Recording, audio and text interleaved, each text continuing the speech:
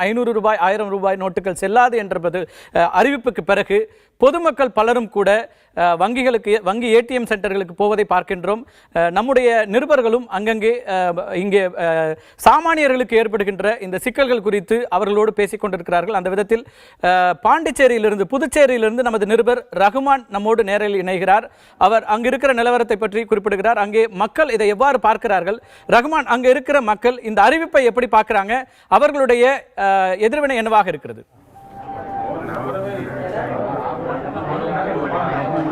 கண்டிப்பாக, அதாவது புதுச்சேரியை பொறுத்தவரை இந்த அறிவிப்பு வந்ததிலிருந்து புதுச்சேரியில் இருக்கக்கூடிய அனைத்து ஏடிஎம் சென்டர்களிலும் கூட்டம் நிரம்பி வருகின்றது. நான் அதாவது புதுச்சேரி சுப்பிரமணியத்தில் இருக்கக்கூடிய பாரத ஸ்டேட் வங்கி தலைமை வங்கியில் இருக்கின்றேன். இந்த இடத்தில் அதாவது கிட்டத்தட்ட 500க்கும் மேற்பட்ட பொதுமக்கள் இங்கே குழுமி இருக்கின்றார்கள்.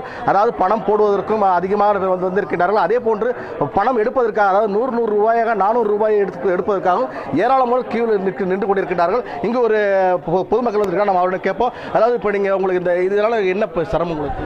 இல்லை, இப்போது சற்று நேரத்துக்கு முன்னாடி வந்து சற்று நேரத்துக்கு முன்னாடி நாங்கள் வந்து தொலைக்காட்சியில் பார்த்தோம். பிரதமர் மோடி வந்து இந்த அறிவிப்பு அறிவித்தார். இது ஒரு நல்ல அறிவிப்பாக இருந்தாலும் எந்த ஒரு ஏற்பாடும் செய்யாமல், இந்த முன் அறிவிப்பு இல்லாமல் செஞ்சதால் இங்கே வந்து மக்கள் வந்து அவதிப்படுறாங்க. இப்போ நான் இந்த ஏடிஎம் தான் பணம் என்கிட்ட ஒரு 3000 ரூபா பணம் இருக்குது, அதை நான் அக்கௌண்ட்டில் போட வந்திருக்கேன். ஆனால் இங்கே ஒரு மிஷின் தான் வேலை செய்யுது. அந்த மிஷின் வேலை செய்யுது, அதுக்கே இவ்வளோ பேர் நிற்கிறாங்க. இப்போ நான் அதை போட முடியுமான்னு தெரில. சரி, என்கிட்ட இன்னொரு வெள்ளம் வந்து ஒரு 100 ரூபா நோட்டை எடுக்கலான்னு பார்த்தா அதுவும் எடுக்க முடியல. மக்கள் ரொம்ப அவதிப்படுறாங்க. இதுக்கு வந்து ஏதோ ஒரு முன்னெச்சரிக்கை எடுக்காமல் இந்த நடவடிக்கை எடுத்து ரொம்ப கஷ்டமாக இருக்குது. இதுக்கு ஏதாவது ஒரு தக்க நடவடிக்கை எடுக்கணும். சொல்லுங்கள், நீங்கள் எதுக்கு வந்துருக்கீங்க? நான் இங்கே வச்சிருக்கதே 4000 ரூபா. 4000 ரூபா போடுறதுக்கும் செம்ம ரஷ்ஷாக இருக்குது. இது இல்லாமல் 2 நாளைக்கு வந்து ஏடிஎம்மும் இயங்காதுன்றாங்க. இந்த 2 நாள் இயங்கலைனாக்கா எங்கே வந்து வச்சிருக்க ரூபாயை எங்கே மாற்ற முடியும்? பெட்ரோல் பங்க்லேயும் மாற்ற முடியல, மற்ற கடைகள்லேயும் கொடுத்தாக்க வாங்க மாட்டாங்க. இருக்கிறது 500 ரூபா நோட்னா எப்படி வந்து மாற்ற முடியும்? இது ரொம்ப சிரமமாக தான் இருக்குது. சொல்லுங்கள், நீங்கள் சொல்லுங்கள், எதுக்கு வந்துருக்கீங்க? இந்த மாதிரி இன்டிமேட் பண்ணாமல் இந்த மாதிரி பண்ணது தப்பு தான். பட் ஆனால் அது இத்தனை பேருக்கு ரொம்ப பாதிப்பாக இருக்குது. இது முன்னாடி இன்ஃபர்மேஷன் ஒரு 1 வீக் முன்னாடி கொடுத்துருந்தா ரொம்ப ஈஸியாக இருந்திருக்கும். எல்லாரும் முன்னாடியே மாற்றிட்டு இருப்பாங்க. அது 2 நாள் பேங்க். ரஹ்மான், நன்றி ரஹ்மான். மக்களில் ஒரு சிலர் வரவேற்பதாக இந்த அறிவிப்பை பார்த்தாலும் கூட நடைமுறை சிக்கல்களை சாமானியர்கள் சொல்லிக் கொண்டிருக்கிறார்கள். அதே போல நம்முடைய சிறப்பு நிருபர் திருச்சியிலிருந்து சார்லஸ் இணைகிறார். சார்லஸ், திருச்சியில் இருக்கிற நிலவரம் என்ன? அங்க இருக்கிற மக்களுடைய எதிர்வினை என்னவாக இருக்கிறது?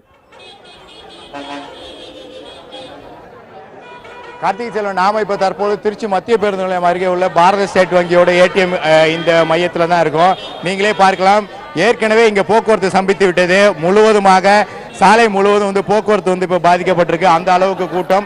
இந்த கூட்டம் என்பது முதலில் அவர்கள் பணத்தை, தங்களுடைய 500 ரூபாய் 1000 ரூபாய் நோட்டை அவர்கள் நேரடியாக ஏடிஎம்மில் செலுத்துவதற்கான கூட்டம். இதே போல் ஒரு புறம் தங்களுக்கு தேவையான பணத்தை எடுப்பதற்காக இங்கே மறுபுறம் வந்து தங்கள் 100 ரூபாய் நோட்டுகளாக எடுக்கிறாங்க.